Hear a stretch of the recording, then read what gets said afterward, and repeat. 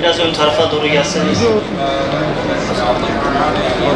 Kılan alemlerin Rabbi olan Allah'a mahsustur. Hamd, kahriyle şirki zelil kılan Allah'a mahsustur. Hamd, kendi emriyle işleri düzene koyan Allah'a mahsustur. Her daim Kudüs'teki Müslüman kardeşlerimizin yanında olduğumuzu haykırmak için yine bu meydanda toplanmış bulunmaktayız. Siyonist işgal rejimi her Ramazan ayında Filistin genelinde ve Mescid-i Aksa'ya yönelik vahşi saldırılarını arttırmaktadır. Bir gelenek haline getirdiği bu saldırılarla Müslümanların tepkisini ölçerek bayrama da buruk bir şekilde girmelerini hedeflemektedir. Mübarek Ramazan ayının ortasına geldiğimiz bu günlerde de Siyonistler Mescid-i Aksa'nın kutsiyet ve mahremiyetini çiğneyerek sabah namazında Aksa'ya her taraftan saldırıya geçtiler. Gerçek mermi ve plastik mermilerin yanında gaz bombaları ile mescitte namaz kılan cemaat ve murabıtlara saldırmış. Bu saldırılarda yüzlerce Müslüman yaralanırken yüzlercesi de kaçırılarak esir edilmiştir. Bu vahşi ve barbar saldırılar kabul edilemez. Bu saldırıları kınıyor ve lanetliyoruz. Kahrolsun İsrail! Kahrolsun İsrail!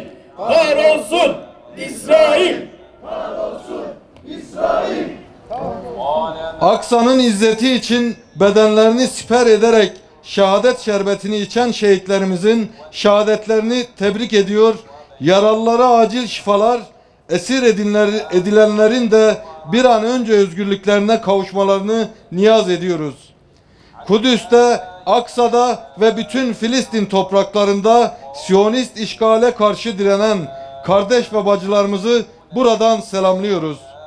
Mekan olarak yanınızda olamasak da ruhumuz ve kalbimizle yanınızdayız.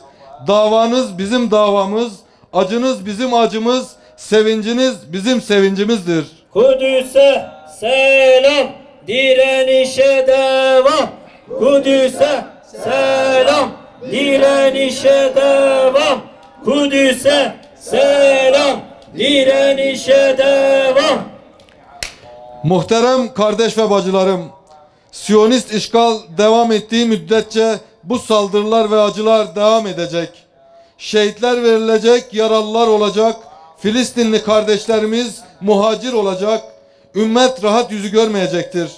Bu saldırı ve işgali bitirmenin yolu ne iki devletli çözüm ne de işgal rejimiyle ilişkileri normalleştirme safsataları değildir. Bunun böyle olmadığına tarih şahittir. Siyonist rejimle kurulacak her türlü ilişki Kudüs davasını yalnız bırakacak ve zayıflatacaktır. Aksa'ya yönelik saldırıları arttıracak, işgal ve talanın genişletmesiyle sonuçlanacaktır. Bunu hiçbir Müslüman kabul etmemelidir. Bu işgal ve saldırıları bitirmenin tek yolu Kudüs ve Filistin topraklarında Siyonist işgali tamamen kaldırmaktır. Bu da Filistin halkının şerefli ve izzetli direnişine ses olmak, bütün imkanlar seferber edilerek destek olmak, her zaman ve zeminde yanlarında olmakla olur. Filistin halkının kendi vatanlarını, Kudüs'ün şeref ve izzetini savunmak için yapmış olduğu mücadele meşru ve kutsaldır.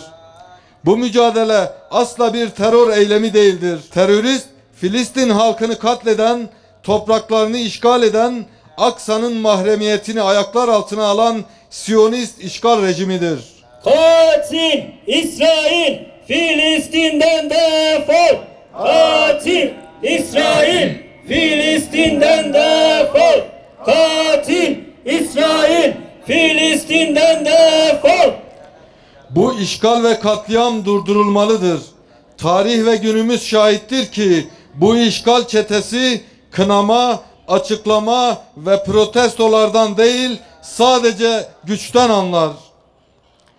Siyonistleri azgınlaştıran, pervasızlaştıran işlediği cürümlerin yanına kar kalmasıdır.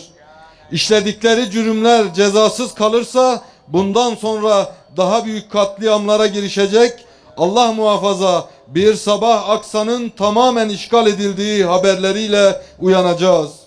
Buna asla izin verilmemelidir. Aksa, Aksa, ey Aksa, canı meştere feda. Aksa, Aksa, ey Aksa, canı meştere feda. Aksa, Aksa, ey Aksa, canı meştere feda. Aziz Müslümanlar, Allah azizdir, İslam azizdir, Kudüs ve Aksa azizdir. Zulme, işgal ve talana teslim olmayıp direnenler azizdir ve aziz olmaya devam edeceklerdir. Kudüs ve Aksa sadece saldırıya uğradığı zaman gündemimize girmemeli. Daima gündemimizin birinci maddesi olmalı. İşgalden kurtuluşu için kısa, orta ve uzun vadeli işleyen ve kendisini güncelleyen somut planlarımız olmalıdır. İşgal rejimini zulüm ve işgalinde pervasızlaştıran Müslümanların birlik olmamalarıdır. 2 milyarlık İslam ümmetinin gözü önünde bu katliamların yapılması kabul edilemez.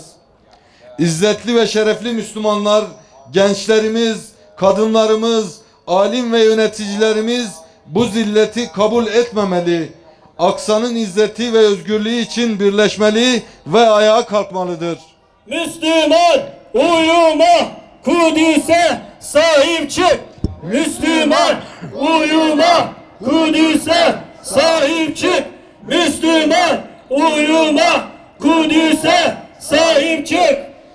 Müslüman ülkelerin yöneticileri ve haseten Türkiye bu saldırıları sona erdirip tekrarlanmaması için somut adımlar atmalıdır.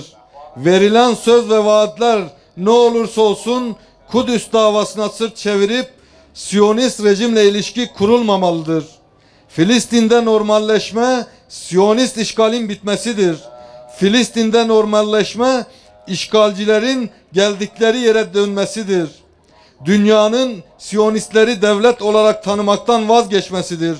Siyonistleri tanımanın ne Türkiye'ye, ne Filistin halkına, ne de ümmete bir faydası olmayacaktır. Aksine dünyevi ve uhrevi vebali büyüktür. Allah indinde kimse bunun hesabını veremez. Hüdapar olarak her daim Kudüs davasının yanında olduk ve olmaya devam edeceğiz. Bütün üyelerimizle Filistin'de yaşanan gelişmeleri yakından izliyor ve takip ediyoruz. Gelişmelere göre tavrımızı belirleyecek, bu işgal ve talana karşı hep birlikte karşı duracağız. Allah bizleri özgür Kudüs için mücadele edenlerden eylesin. En kısa zamanda Aksa'da hep birlikte namaz kılmayı nasip eylesin. Ey yerin ve göğün ve her ikisi arasındakilerin Rabbi olan Allah'ım! Şüphesiz ki sen her şeyi bilen, işiten ve görensin. Merhametine ve azametine, tüm üstün sıfatlarına acziyet içerisinde boynumuzu büküp sana sesleniyoruz. Sen dualarımıza icabet buyur. Zira sen kitabında buyurmuşsun ki dualarınız olmasaydı ne ehemmiyetiniz olurdu. Bu azgın ve zalim topluluğa karşı bizlere, Filistinli kardeşlerimize yardım eyle ya Rabbi. En büyük değerlerden Kudüs ve Mescid-i Aksa'yı bir emanet olarak görmeyi, ya Rabbi Kudüs'ün güvenliği, Mescid-i Aksa'nın özgürlüğü için aşkla, şevkle mücadele edebilecek ruhu ümmeti Muhammed'e ihsan eyle.